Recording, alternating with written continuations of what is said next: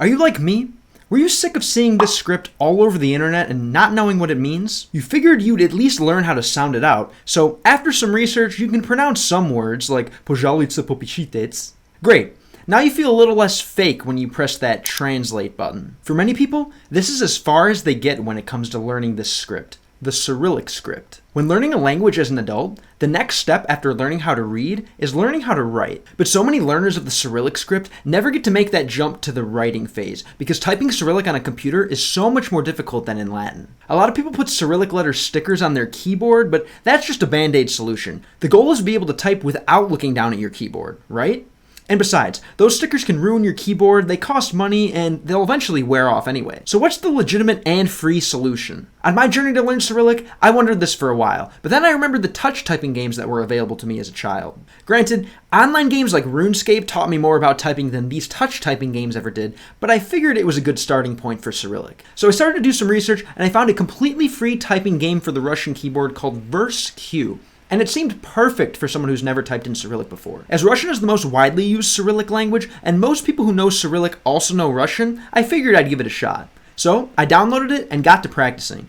I decided to live stream it for the hell of it because I think it would be hilarious to watch a Russian guy try to sound out the English alphabet as he typed it, so I imagined it would have a similar effect for Russian speakers watching me try to sound out their language. That's right, I would recommend sounding out each letter as you type it to build more of that mind-body connection that's oh so important when learning a new skill. Now, the thing is, not every sound is going to be natural when it comes to typing in Russian. There's for example, which kind of sounds like a stutter coming from the back of your throat. Knowing the difference between sh and sh is annoying as well. I usually think of sh as a sh sound, like when you're telling someone to be quiet, and sh as something like the sound you make when pronouncing fresh chocolate or fresh cheese. There's also these letters which don't make a sound, but instead tell you where to put your tongue.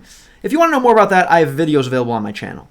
Speaking of sounding out these letters, there's an option to use a Russian phonetic keyboard which maps the letters as close as possible to their Latin equivalents. I wouldn't use it as you want to be thinking in Cyrillic and be as distant from Latin as possible. Also, things get dicey when it comes to vowels, as just like in English, sometimes vowels have different pronunciations. For example, the letter O in Russian sometimes sounds like O, but also can sound like A. What would happen with a phonetic keyboard in this situation?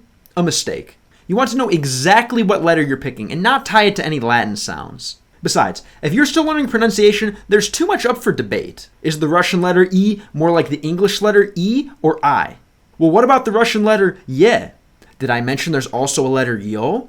Getting the two languages crossed will only lead to problems. This will also help when typing on a mobile phone, as they're pretty much exclusively mapped to the traditional Russian layout. With just a few VerseQ sessions under your belt, you'll suddenly start to notice yourself typing, sounding out, and even thinking and visualizing Cyrillic in your head much faster. Let's talk about some of the few negatives that you may encounter when you play. I guess play is a stretch because the game wasn't super interactive. There aren't many animations to keep you motivated, but they do have some nice varying backgrounds. The game doesn't give you very many missions or goals to focus on outside of completing the text with no mistakes and improving your speed. But that's alright, you have your own goals to focus on.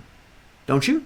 I'm just talking nonsense. Don't worry. Something else that's a bit nonsensical are the words that this game selects. They aren't really words at all. They're more like common letter pairings that are found in Russian, and they start with the ones that are closer together on the keyboard. Remember when I said to use the traditional keyboard layout? It's organized in the way it is for a reason.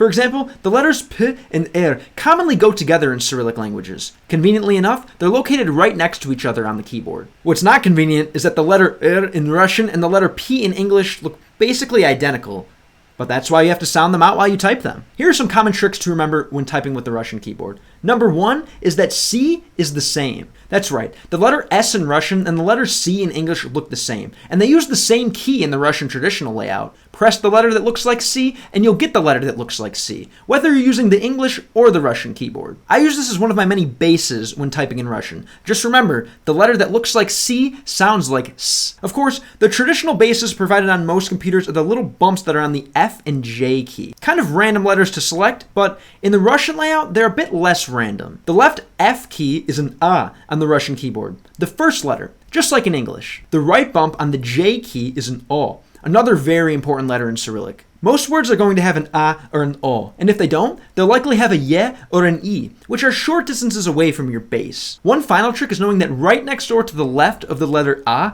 on the Russian keyboard is the letter v. Ironically, the letter v in Cyrillic makes the sound v, and the letter that makes the sound b is a bit further away from these letters. But it's good to know that if you start missing English, you can type A, B, C with just one finger. All of these letters are touching each other. In Cyrillic, this would sound something like evs. I guess now we know how to root for Colorado's hockey team. It would be cool if they put the Cyrillic versions of the players' names on the back of their jerseys. But now, after some verse cue, you can translate them yourself. Soon, it will be so natural to type in Cyrillic that you'll be ready to move on to other ways to learn. I recommend playing online games with speakers of your target language. I typically like to go undercover and use my typing skills to practice more Russian. By undercover, I mean that I'll play an online game with Russian speakers and write that my microphone is broken, mikrofon slomal, so nobody knows that I'm really an English speaker. In a lot of cases, as soon as people find out you're a native English speaker, they'll want to practice their English with you. So pretending to be a Russian speaker with a broken microphone is a great way to level up your typing and listening skills at the same time. Try it! Once you can type fast enough to keep up, I'll put a link in the description where you can download VerseQ for free and start your Cyrillic script mind-body connection. Happy learning. Udachi.